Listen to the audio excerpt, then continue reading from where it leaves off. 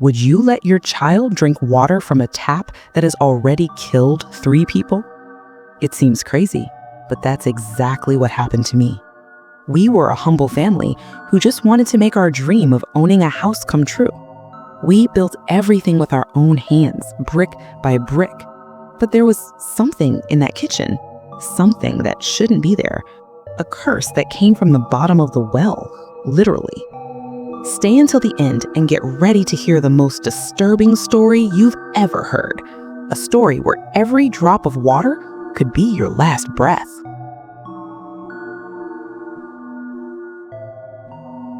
We were always a poor family.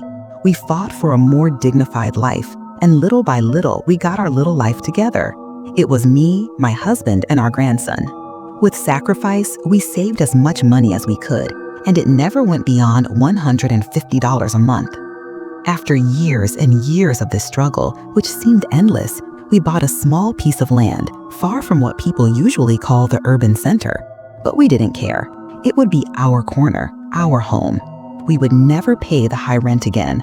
I grew up hearing from my grandparents that every place progresses, and therefore I was sure that that poor place would progress too. So we began another battle, the construction of our humble house.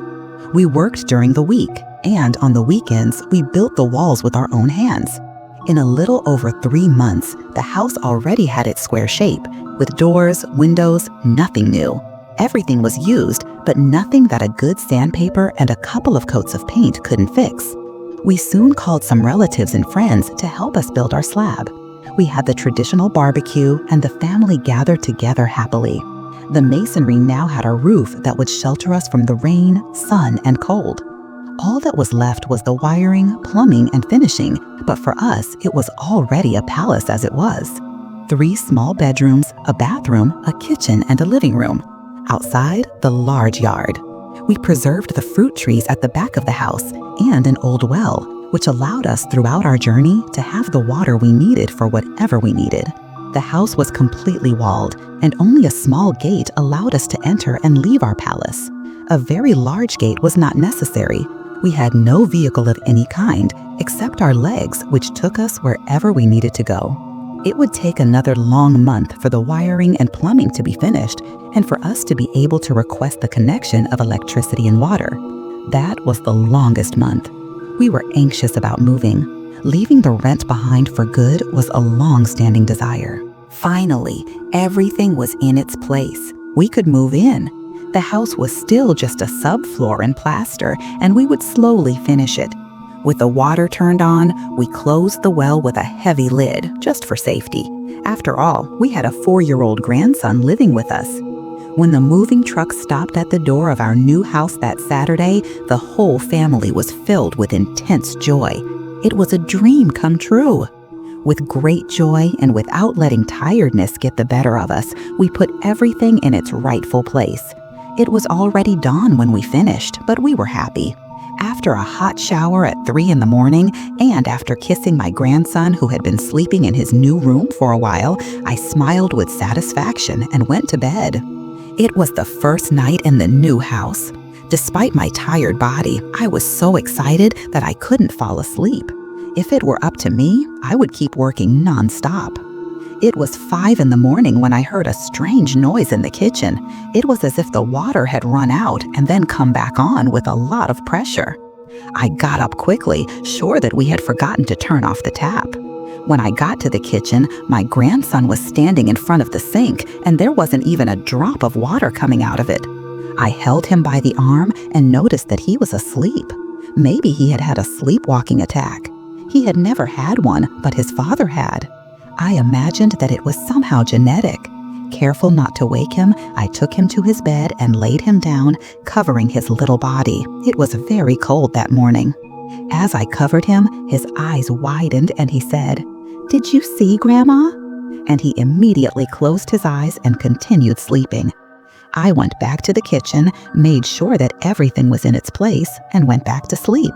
The next day, after making breakfast, I woke my grandson up and asked him if he remembered anything from the night before. With his purity and his speech still under construction, which made me laugh endlessly, he said to me, I had a dream, Grandma. I dreamed about a strange woman. It was just a bad dream, my son. You walked around the house in your sleep, you know. I was in the backyard, Grandma, not inside the house. There was a little boy near the mango tree, just like me. We climbed the tree and saw a woman coming out of the ground. He covered my eyes and told me not to look. Good grief, my son. What kind of dream is this? That's why you walked around all night. Come on, let's have coffee. Today we're going to pray before going to sleep. I bet you forgot yesterday, didn't you? I was busy putting things away and I didn't remember to pray with you either. That morning, I washed all the clothes, hung them on the clothesline, prepared lunch, and went to pick up the clothes. Strangely, there were stains all over the clothes. They were yellowish, like those blood stains that just won't come out. That made me embarrassed. There weren't any stains on the clothes, not even when they were dirty in the basket. I separated the white from the colors and washed everything again, making sure to pour almost a liter of bleach on the whites. Again, everything to the clothesline.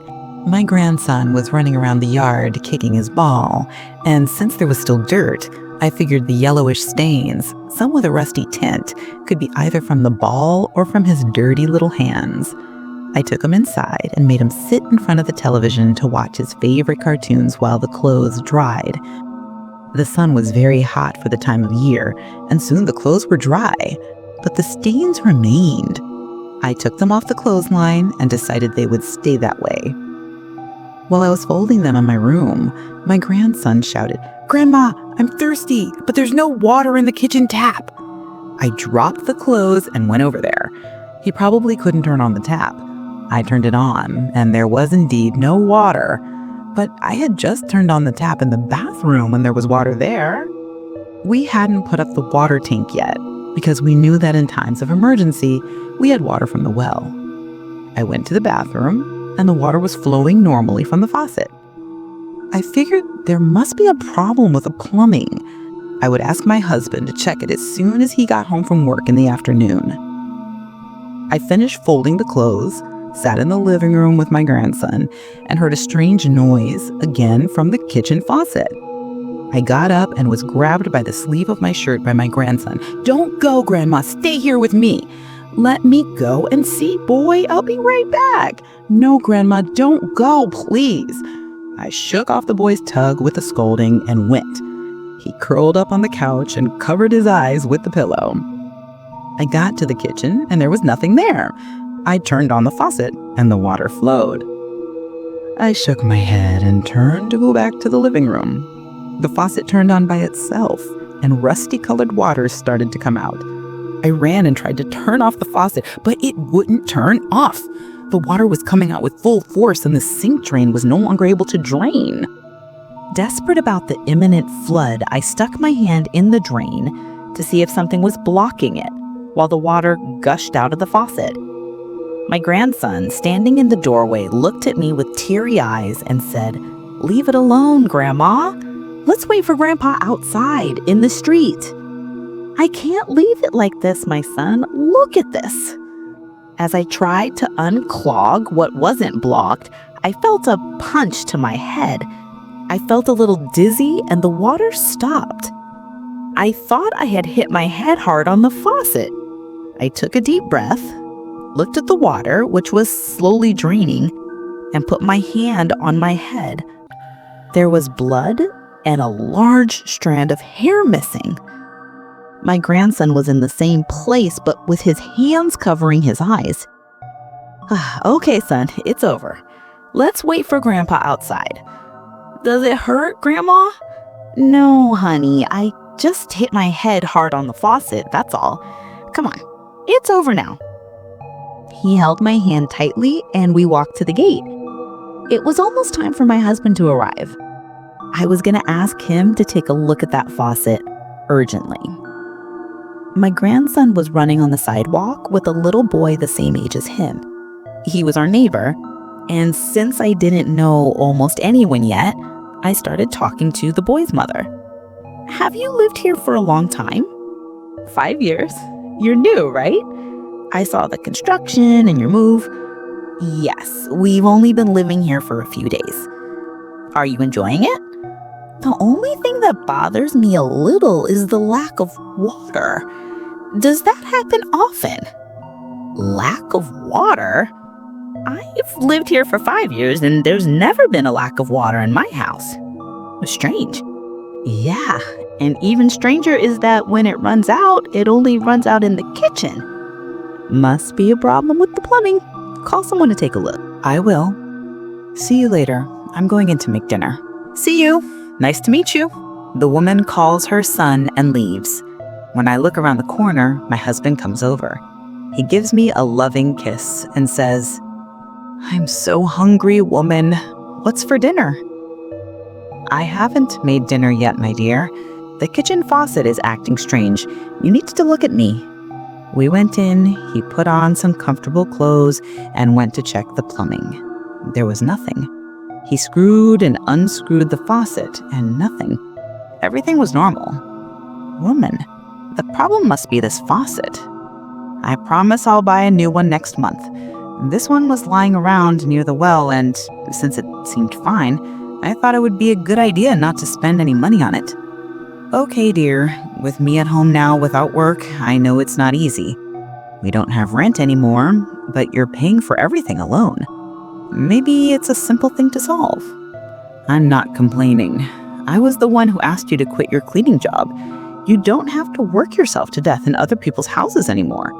I'll buy a new faucet next month. I'll help you with dinner. What would I do without you, my dear? We hugged while the little boy grabbed a glass and went to the bathroom to get some water. Drink water here. The faucet is working normally now, my husband said, smiling. No, Grandpa, I don't like the water from this faucet. It tastes like rust. Leave the boy alone. He's been acting a little strange these past few days. I think the move messed with him. After all his little friends stayed behind, and his mother, well, I don't want to talk about it. She got together with that scoundrel because she wanted to. I'm not going back. She's not going to live with us anymore. I know, but it hurts me to see Peter growing up without his mother. She chose him. She chose that thug over her son. You and I are his parents. Get that through your head once and for all. Enough of this. Let's make dinner. We made dinner, but Peter didn't want to eat. He said the food tasted strange. I got him a glass of milk and some rolls. He ate them and went to bed. Grandma, will you pray with me before you go to sleep? We prayed as we usually did. He fell asleep holding my hand. I went to my room and soon fell asleep too. During the early morning, I stretched out my hand and noticed the empty bed. I thought it was strange. After all, my husband never got up during the night. I heard a noise in the kitchen. I went quickly because it sounded like someone was falling. I heard the sound of the faucet running. I went quickly, and when I got there, I saw something I will never forget in my life. My husband, lying on the floor with his eyes wide open and his mouth wide open, with blood gushing out of it, purple spots all over his body. His arms and legs were twisted, as if someone had broken them into several pieces. Water as dark as oil came out of the tap, which gradually stopped until it stopped completely.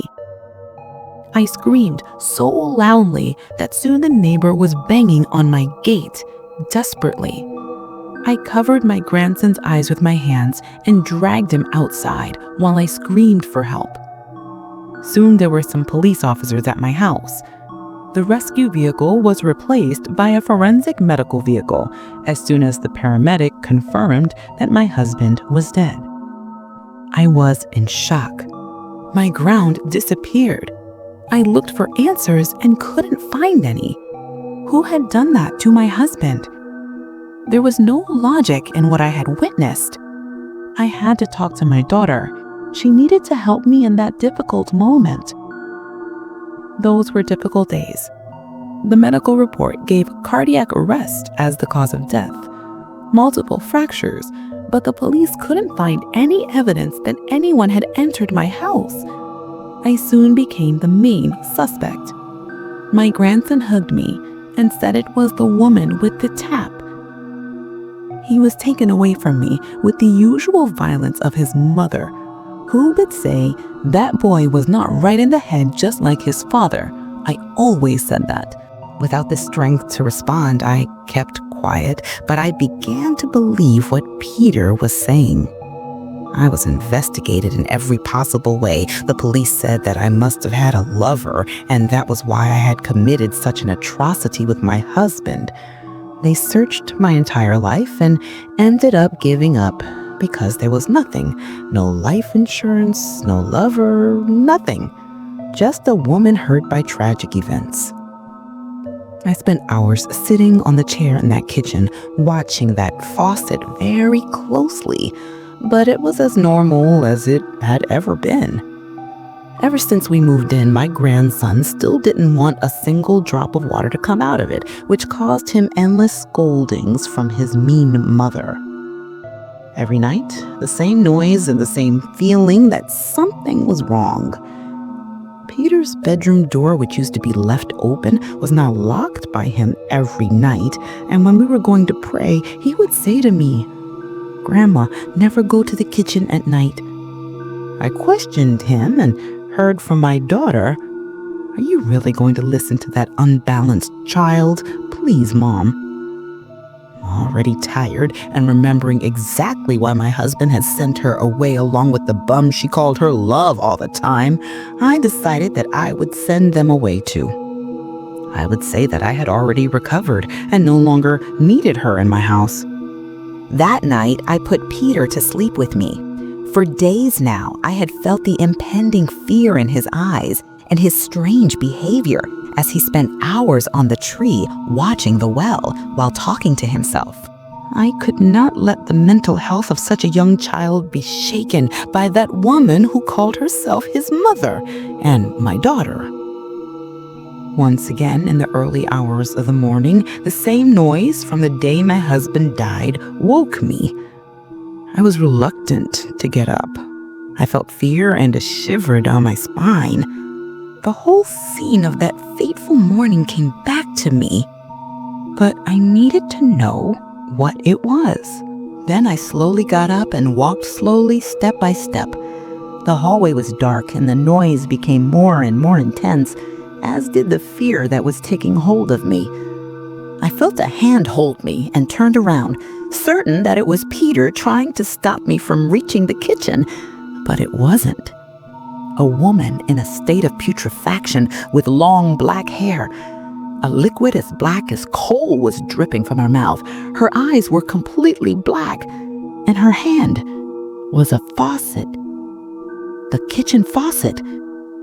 She was crawling towards me like a reptile. It made water sounds like when you throw a stone into the bottom of a well and a strange echo appears. I screamed. The light came on and my grandson appeared. "Grandma, did you see her?" I hugged him. "Yes, my dear, I saw her.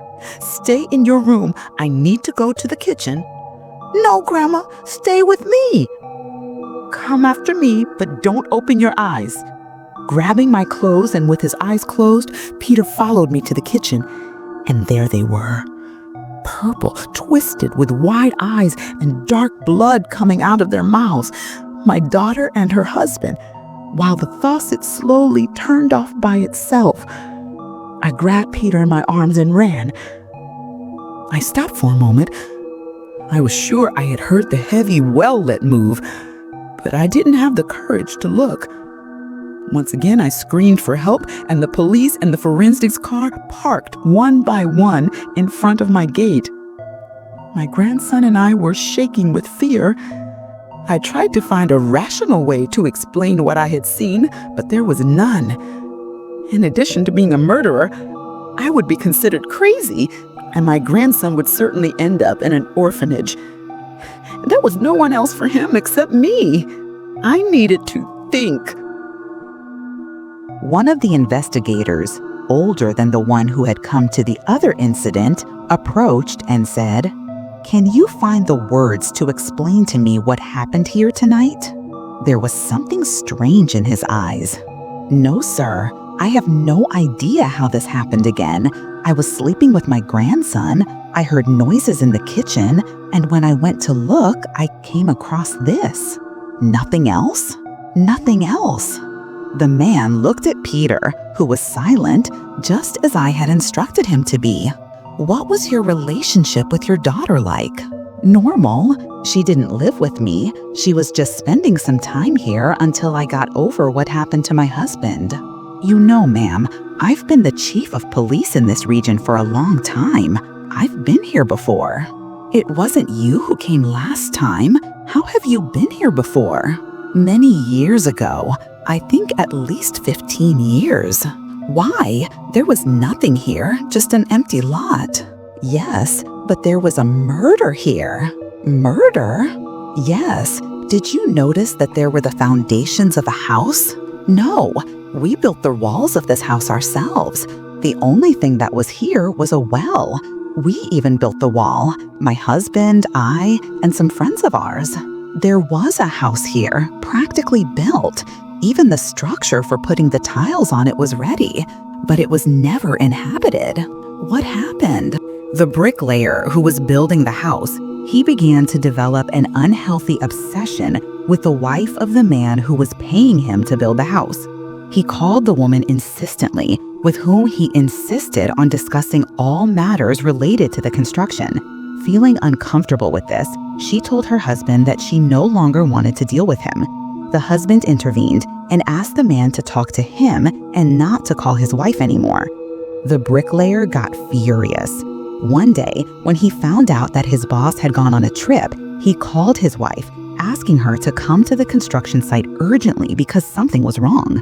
She, with no other options, came. When he got there, he cornered her and raped her in the kitchen in front of her son, who was still young. She, desperate, screamed and pulled out the faucet to hit the bricklayer. And with this object, she was brutally beaten and, still alive, was thrown into the well along with her son, who was also beaten to death. We ended up solving the crime, but the husband demolished the house and put the land up for sale, and only 15 years later did a buyer appear.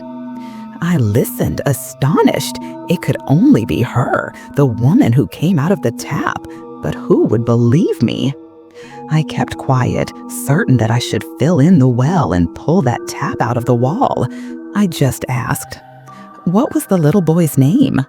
If I'm not mistaken, his name was Isaiah. Then my grandson turned and said, "That's my little friend, Grandma, the one who sits with me in the tree." I looked at him with disapproving eyes. The police chief looked at me and said, "Maybe it would be better for you and your grandson to leave this house." "I'm not leaving here. This is the fulfillment of a dream, the fruit of a lifetime of work." "Is this worth your life and that of your grandson? Think about it. There are things that can't be explained. Put the house up for sale and go somewhere else." "Who's going to want to buy this house, officer?" "Think about it, ma'am." He turned his back and didn't say anything else. I think he would believe me if I told him everything I had seen on that night, as well as the night my husband died. That night, Peter and I stayed at the neighbor's house. I couldn't think straight. Everything seemed so fantastic to me. I started to remember the night my husband was killed, when he said he had found the tap near the well. Now everything made sense. In my head it did, but in no one else's, except in my grandson's. I wasn't going to lose the battle to a ghost. I really wasn't. The well was going to be buried and the tap would be ripped out of that wall and thrown far away from my sight. Day broke. I asked the generous neighbor to take care of Peter for a while so I could go home and make some arrangements. I left determined to remove that faucet once and for all. Without it, the woman would not be able to enter our house. The first thing I did was look at the pipes. They were different from the others. They didn't come from the street, but directly from the well. I don't know why, but my husband had only installed the kitchen pipes with water directly from the well, maybe so that we would have water even if the water from the street ran out. He worried about every detail. He just never imagined what that would do to our lives. But how could it? I went to the backyard and started digging like a mad woman, looking for the pipe that took the water from the well to the kitchen. I found the pipe near the well. I started to break it with a sledgehammer. It was after 6 in the evening. It was starting to get dark, but I wasn't going to give up on my goal. As I was breaking the pipe with all my might, I noticed the heavy lid that closed the well start to open. I don't know where I got the courage, but I kept going faster and harder. The lid moved faster and faster, and a terrible stench began to emanate. I soon noticed that deformed being crawling quickly towards me. I ran inside and started trying to unscrew that damned faucet from the wall, but it seemed like it was glued with some kind of super glue. It wouldn't budge at all. In seconds, that woman was in front of me, standing still, staring at me with her black eyes. With superhuman strength, I managed to pull the faucet from the wall and hit the woman with all my strength. She vanished like a black cloud. I ran outside and continued to smash the pipes with the sledgehammer. The same noise I heard when my husband died, I could hear at that moment coming from the well. She was still in the well. I looked at the tree, and a little boy sitting on one of its branches was watching me attentively. His eyes were as black as his mother's. A black liquid was running down his face, and his mouth was open like that of my husband, my daughter, and that worthless husband of hers. As I watched the boy, a feeling of pity invaded my soul. I simply stopped. I felt sorry for that boy, who was as small as my grandson, but who had been so brutally murdered. In seconds of distraction from my thoughts, the sledgehammer began to move on its own, and with just one blow, I was thrown away. In pain and trying to get up, I saw that woman standing in front of me again, but in her hands, she didn't have the sledgehammer that had hit me. She had the tap. She ran the tap over her body. She stuck it into the open wounds and pulled it out, writhing in pain and looking deep into my eyes. I knew it was my end. Only one thought in my mind: Peter. I screamed at the top of my lungs when the first blow with the tap hit me. I woke up with my grandson looking at me on the ambulance stretcher. She hadn't killed me, but she had made it very clear that that place belonged to her, and no matter how much I fought, she would stay there, in the well, in her house, with her son. The house was demolished. I started paying rent again, but I didn't sell the land. I didn't want anyone to go through what Peter and I went through. My days were now spent between the hard work of cleaning and taking care of my grandson. Years went by, and one day, sitting watching a police report, I saw an entire family that had been mysteriously murdered in a neighborhood that was very familiar to me. I turned up the volume on the TV, and I could see it perfectly. It was my land. Someone, after it was abandoned, had taken it for themselves. And on the kitchen wall where the murders took place was the faucet. The same faucet that had unfortunately taken the life of that woman and her son. I can't explain how, even after the house had been demolished and all the rubble removed, the faucet was still in the same place. Today, with all the life experience I have acquired, all I can say is that there are many, many things that have no explanation. This faucet is one of them. The only thing I can think of that makes sense of all this is that maybe this faucet needs to be in that place until the bricklayer who killed her returns there, in her home where she was brutally murdered with her son. Until then, anyone who crosses her path will pay with their own life. Maybe this story will never end. After all, who knows if this bricklayer still exists?